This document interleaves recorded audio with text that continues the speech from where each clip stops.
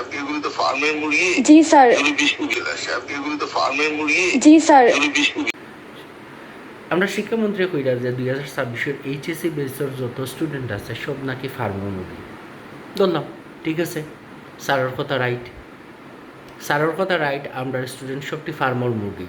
তাইলে আপনার তো এটাও জানা উচিত আছে ফার্মর মুরগি খুবই সেন্সিটিভ জিনিস, যেই সেন্সিটিভ জিনিসগুলো যেভাবে হ্যান্ডেল করা উচিত নয়। বিশেষ করে ফার্মর মুরগির যদি সামান্য একটু গরম পড়ে তাইলে তার সর্দি কাশি হয়ে যায়। এই জায়গাটা কি আপনি তো জানেন এরা ফার্মর মুরগি, তাইলে যদি সামান্য গরম পড়লে তার সর্দি কাশি হয়ে যায়, শরীর খারাপ করিলায়, তাইলে আপনি কিলা খান হাঁটু পানি কোনো জায়গায় কোমর পানি সমান মানে পানি ভাঙ্গিয়া গিয়া হুরুতেনটার পরীক্ষা দেওয়ার লাগি বাধ্য করলা।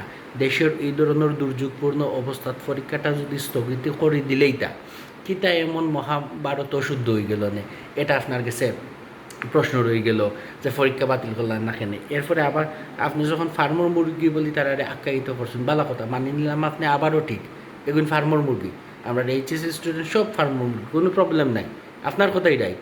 কিন্তু প্রশ্ন হইল কি ওর জায়গা, আমার বাইরে একটা পোলট্রি ফার্মর মানে ব্যবসা আছে, এখানে আমরা মুরগ লালন পালন করি এবং বেশি দেখা গেছে যে পোলট্রি ফার্ম যদি সামান্য একটু গরম দেয় আমরা ফ্যান চালাই, মানে ট্যাঙ্গা খাবাই যাতে, বা বিভিন্ন ধরনের মেডিসিন অ্যাপ্লাই করে যাতে মুরগগুণ সুস্থ থাকে।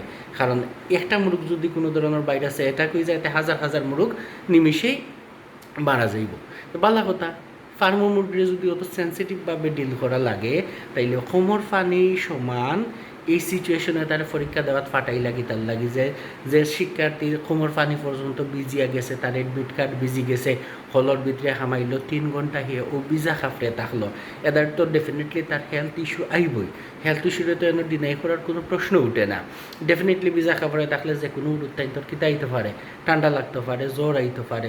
সো এই সিচুয়েশনও থাকিয়াও সেখানে তাই এই যদি ফার্মর মুরগি জানোই নে গুণ তাইলে সেখানে এটার লাগে নতুন ড্রেসের ব্যবস্থা করে রাখলা না, বালা কথা তোমরা বিজি আও, আমি ওদারে আওয়া পরে তোমরা শুকনা খাবার চোপড়ের ব্যবস্থা করে দিমু, মেডিকেল ট্রিটমেন্টের ব্যবস্থা করে দিমু, এই দিমু সেই দিমু, বালা কথা। ফার্মর মুরগি তো ওলাখানি ডিল করা লাগে, ওলাখানিও তো ডিল করার প্রসেস ফার্মর মুরগি হলরে।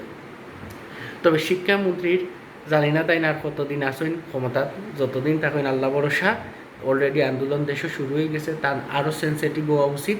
শিক্ষা মন্ত্রণালয়ের মতো একটা সেন্সিটিভ জায়গা বইয়া এই ধরনের কটু মন্তব্য তার না করা উচিত এবং শিক্ষার্থীদের দাবি মানিয়ে নেওয়া বলে আমি এখন সাধারণ জনগণ হিসেবে মনে করি এটা উচিত।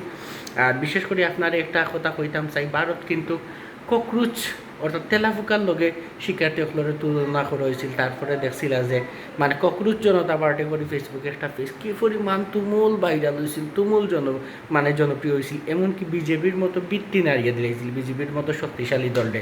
এই জায়গার তো সাধারণ বিএনপির একজন শিক্ষামন্ত্রী আপনি, তারপরে আপনার প্রতি যথেষ্ট শ্রদ্ধাশীল, কারণ আপনি একজন শিক্ষিত মানুষ, বাট আপনার প্রত্যেকটা ডিসিশনই রং ডিসিশন।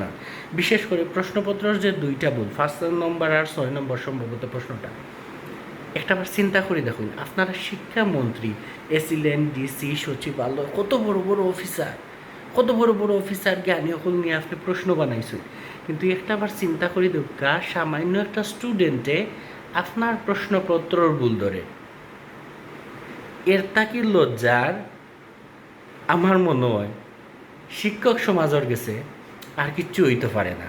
যখন তার ছাত্রই একজন টিচারের ভুল ধরে, শিক্ষক তখন খুশি হয় যখন তার ছাত্রর লেভেলটাকে আগুয়াইয়া যায় এবং এটা বালাখামোর দিক দিয়ে। কিন্তু আপনারা চিন্তা করে দেখুন, আপনারা যে প্রশ্ন বানাইছেন, এই প্রশ্ন আপনারা তো জ্ঞানীগুণী মানুষ নিয়ে বানাইছেন, অথচ এই প্রশ্নের ভুলটা ধরে সামান্য এইচএসসির স্টুডেন্টে।